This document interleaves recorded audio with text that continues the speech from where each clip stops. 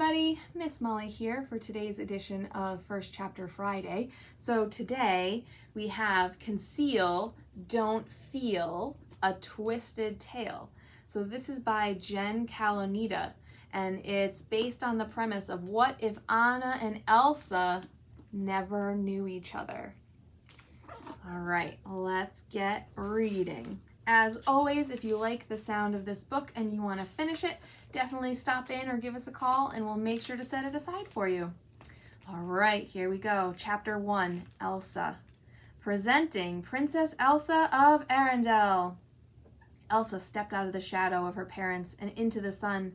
Her people were waiting, welcoming her presence in the village square with thunderous applause. There must have been hundreds of subjects gathered, young and old, waving flags with the royal family crest, throwing flowers and cheering. Children sat high on their father's shoulders. Some people stood atop carriages and others leaned out nearby windows.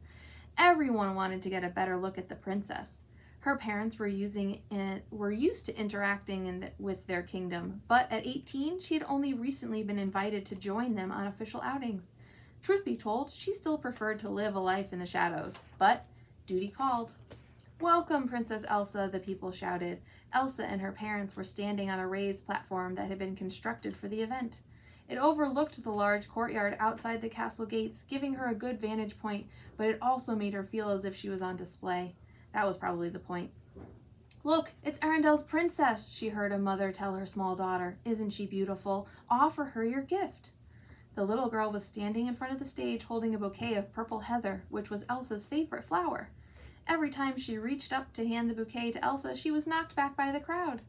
Elsa looked to her mother for guidance. The queen gave a small nod, and Elsa descended the steps, holding the bottom of her pale blue dress, which she had painted paired with a matching fitting jacket for the occasion.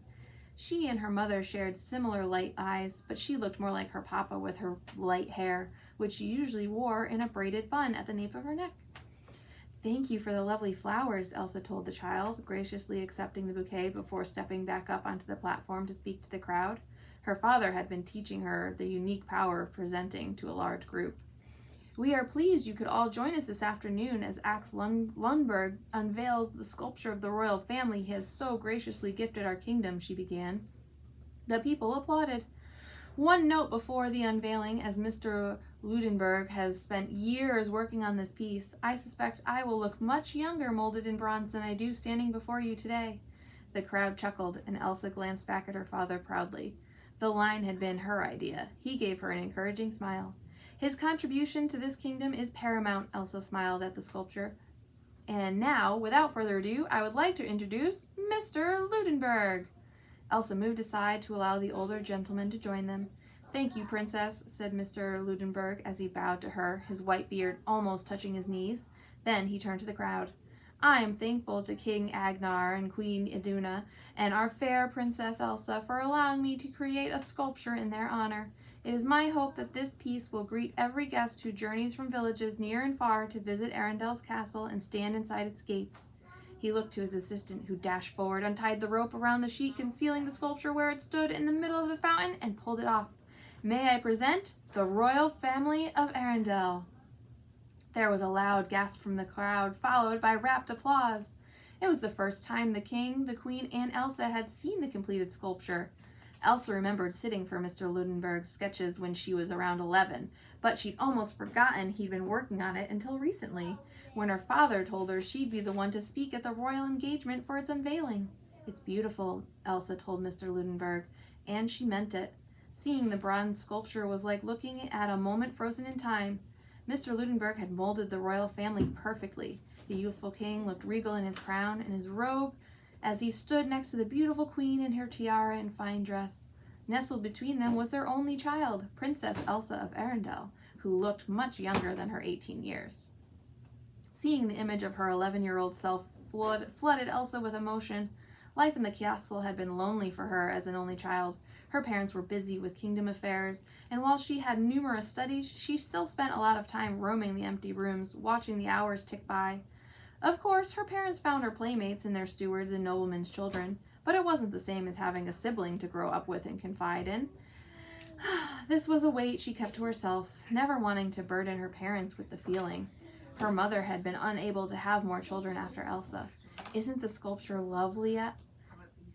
Isn't the sculpture of us lovely, Mama? Elsa asked. Her mother was standing quietly beside her. Elsa watched her blue eyes take in every inch of the bronze statue before she gave a deep, almost inaudible sigh. When she glanced at Elsa, her eyes seemed sad. It truly is, she said, squeezing her daughter's hand. It's a lovely portrait of our family and who we are, isn't it? She added to the king. For such a joyous occasion, her parents seemed slightly melancholy. Was it that the statue reflected a time when they were much younger? Were they sad to think how quickly time had passed? Her father was always talking about the day when she would take the throne, even though he was still a vibrant king. Elsa wondered what made them sad, but she kept her thoughts to herself. It wasn't her place to question her parents in public. Yes, it is quite the honor, Papa replied, and looked at Elsa. He seemed to want to say something more, but held his tongue. You should thank our subjects for coming, Elsa, he said finally. We're hosting a dinner in Mr. Ludenberg's honor back at the castle, so we must return and get ready to greet all our guests. Yes, Papa, said Elsa, and she did what she was told. If you like the sound of that, definitely give us a call and we'll set it aside for you. All right, my friends, thank you so much, and I'll see you next time. All right, bye.